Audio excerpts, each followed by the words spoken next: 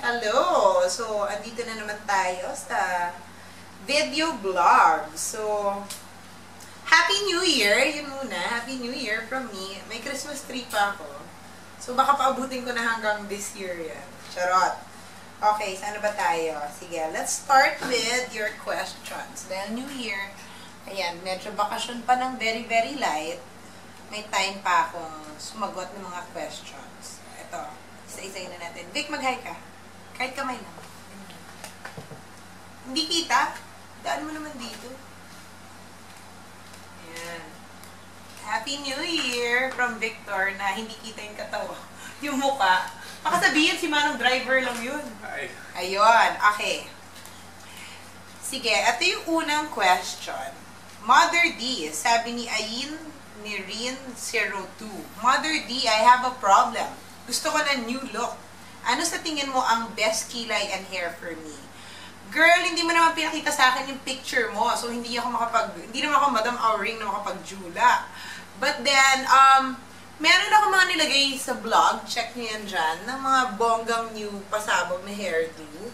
At kilay, may video ako ng kilay. Actually, yung kilay nyo dapat naman sundin nyo lang yung talagang God-given eh.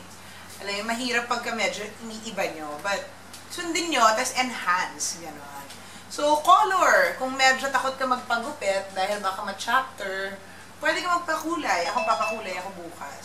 So, yon. Second question. Hi, Miss D. Just wanna ask, who was your high school crush?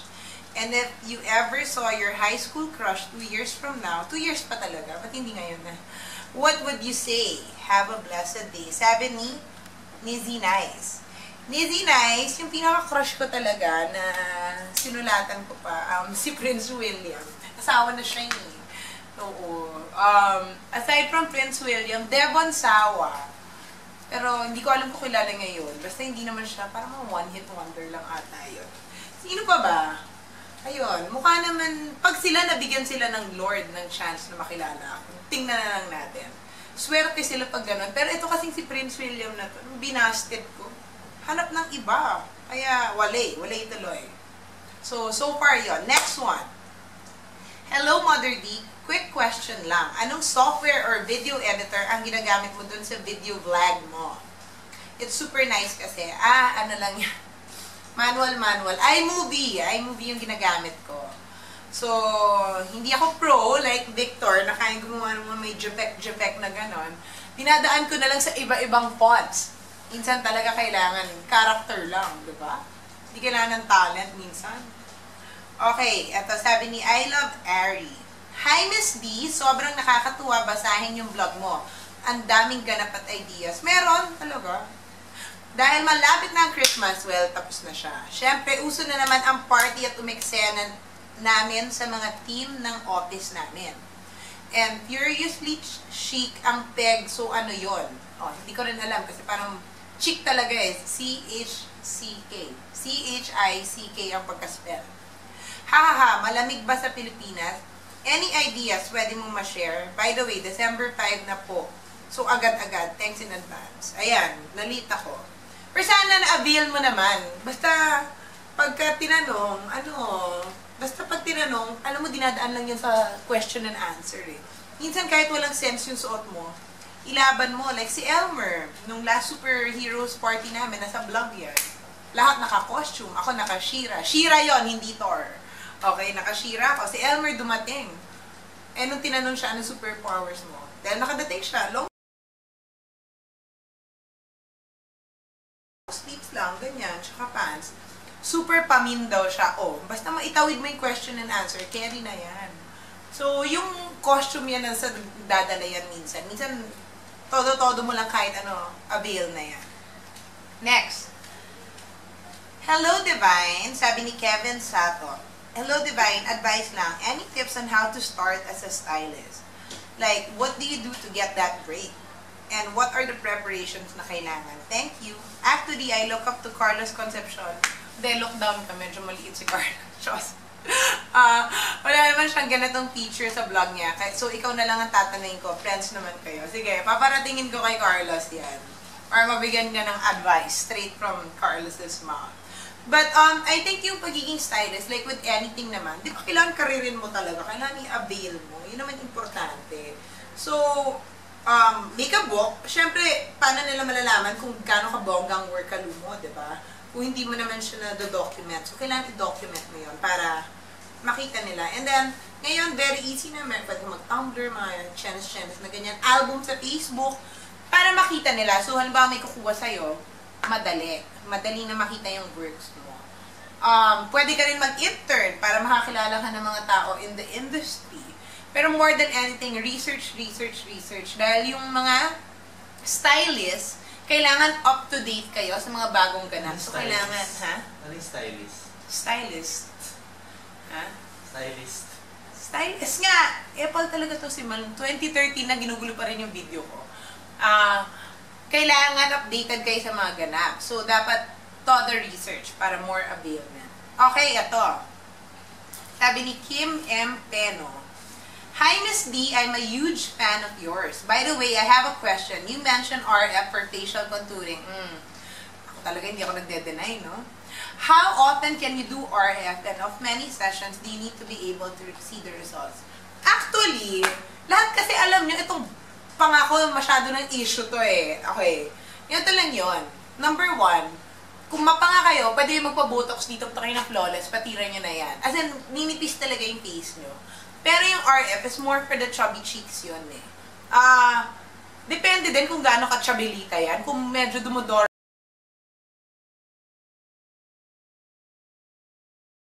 the Explorer kayo, medyo matagal, diba? But, yung akin naman, nung pinabotox ko to, bumaba. Tapos, parang may, ayan o, may pa rin naman chubby cheeks pa rin naman ako eh. Pero pina-RF ko siya. But then, eventually, ito yung pinakatagang trick dyan. May bagang ba kayo? Nung tinanggal yung bagang ko, yung 4, lumiit din. So, buti nagawa ko everything in 1 year. So, na-avail ko yun. Pero yun talaga, yung RF pwede yung gawin siguro mga 3 times a week or twice a week. Depende. I-recommend naman ng doctor sa inyo yun. So, doon, i-avail nyo siya sa Flawless na doon. Meron siya. Oo. So, push na yan. Okay. Ano pa? May issue pa ba sa pangako? Next. Hi, Miss D. I need some help. Our company will hold a year-end party this December. Late na naman ako. The theme is Fashion Ball. I am thin and skinny. Come on, no. And has a short hair. Doon ka ng pale girl. Would you please suggest some style that would suit me? Alam mo, kung maganda yung neck mo, tas feeling ko kasi matangkad ka naman, thin ka nga, gano'n. Maganda yung ipakita mo yung banda dito, di ba? Kasi short hair. Dahil minsan lang maka-achieve yun. Alam mo, yung mga guys na talagang ang crush nila yung neck. And sexy, gusto nila nakikita gano'n. Ito daw. So, avail mo yun, baka makahanap ka ng booking sa Christmas. But then, since late na to, advice na lang yan for everyday wear, di ba? Try mo pakita yung nape mo, kasi sexy siya. Ayun, ano pa ba? Wala na eh, late na eh. Tinatulang ko pa rin, di ba? Okay, next. Ayaw ko na, sabi ni I am Sam. Ayaw ko na mag-aral DSEM. Ayaw ko na sa course ko. Bachelor in Food Service Management ang course ko and gusto ko na mag-shift. Kaya lang, mabubugbog na akyas ni Amang Kalikasan. What should I do? Gusto ko photography. Alam mo yung photography, like si Victor, hobby niya yan. Hindi mo kailangan mag-stop dito. Ang maganda dyan, kailangan may matapos ka muna. Kung gusto mo, di avail mo ulit next time, di ba? Tsaka yung photography, hindi naman kailangan yan, pwede mo yan isabay. Hindi siya parang accountancy na kailangan mamili ka talaga, di ba? Yung photography, pwede mag-start ka muna as a hobby. Alam mo, i-hobby mo yung calculator, di ba? Pag accountant ang gusto mo. But, yun, like si Victor, natuto lang yan mag-camera on his own, YouTube, ganyan. Hindi naman kailangan ma-stop ng course mo ngayon. Pero, pag bigyan mo na, tapusin mo na, alam mo, minsan baka nasa stress ka lang eh, pero gusto mo talaga siya eh. So, yun, i-avail mo na muna, tapusin mo na muna to. Tapos, you can do photography on the side. Next. Ang init, no? Parang summer. Okay. Hi, Divine. Share mo naman how to makeup mo nung Esquire Ball. Tag ko siya na look. Thanks. O, diba? Yung talaga naka-black lipstick. Diba? Parang kumain lang ng ng squid, ng puset. Ano ba? Number 1 tip, kung gusto niyo i-avail yun, ginawa ko lang super smoky. Actually, si Jake ang gumawa nun. Super smoky, tapos yung buhok ginawa naming 19 channeler. Kung gusto niyo ng ganong look, siguraduhin nyo na hindi puti yung suot nyo. Dahil puti yung suot ko, diba? Girl, pagkatapos ko mukha akong basahan, ang dami kong mga black lipstick everywhere. Black na purple. Ito pa yung masama. Yung mga Becky's na kasama ko, saka, di ba malambing ako sa kanila, so super hug ako. Makita mo yung mga mukha nila, para silang mga, batang yagit, di ba may mga jitim-jitim. So yun, kailangan lang ng black lipstick. Tapos ginawa namin super white nung funda ko, nung foundation. Kaya usually 2 shades darker ako, di ba? So eto, this time, ginawa namin siyang light. Para lumabas talaga yung pagka-smoky tsaka dark ng lipstick. Pagawa ako ng video niyan para mas ma-avail. Last na init na ako ha? Salamat sa info, ateng. Tagal ko nang balak maglinis ng kilay. And don't know how. Ngayon ko lang nalaman. Oh, diba? At least may silbi. Oh, so now you know. Diba? Nag-sense. Okay, next. Ano ba ito? Hi, Miss D, sabi ni Claudine. I just want to ask your suggestion. I have this white long sleeve lace blouse, but I don't have any idea what kind of bottom should I buy to pair with it. Help. Love you. Sendan niyo akong picture. Pero thinking na white na long sleeve siya na lace. Okay naman siya sa jeans. Pero naman siya gagamitin, diba? Pangkasal ba? O kung ano. Pero I think okay sa jeans. Safe naman kasi yung lace tsaka white sa jeans. Or black na pantalon. Bongga din yun. Para medyo sumasultry yung level. So next time, pagka gusto nyo, sendan nyo ako ng picture para mapakita rin natin dyan at ma-avail natin lahat, diba? Kung tama ba yung pinagsasabi ko ngayon. O sige, fine. Meron pa isang last. Hi, Miss D. I'm a new follower. I really like your blog. Very inspiring. Wait. Anyways, dahil ask me anything. Gusto mo ikaw na lang dito, Melan? Bueno naman ngayon. Dahil ask me anything portion to, ito ang question ko. Ano ang gamit mo as makeup remover? Much love, Nympha. Makeup remover, pagka medyo todo siya. Yung mga, halimbawa, talagang smoky, o kaya yung tilik mata ko, talagang super eyelashes, ganyan. Ginagamit ko yung Shimura na cleansing oil. Pero, ano mo pwedeng i-avail yun, nang bibigay sila ng libre. Yun yung mga ginagamit ko pag nito-travel ako, yung mga packet na gano'n. Pero, ang talagang nag-work sa akin is, alam mo yung pagka-normal day lang, para soft, parang very baby ang peg.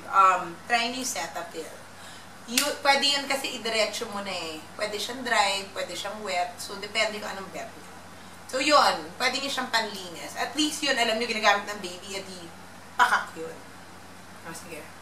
Yun na yun. So, video vlog number 3 na ata to. Sana this year, no, mas marami akong magawang ganatech. Dahil, parang mas madali kaysa isa-isa kong sinasagot. Pero syempre, sasagutin ko pa rin kayo. So again, visit divineemily.com. Well, malamang alam nyo dahil nanonood nga kanina to, diba? Or, yung Tumblr, divineemily.net. Doon, mas madali yata mag-submit doon. And follow me on Twitter, divineemily. Tapos, ano pa ba? O Milan, ikaw na lang mag-stop niyan. Zoom out mo muna. So anyways, thank you. This is video blog number 3. Happy New Year! Happy Fiesta! Kari?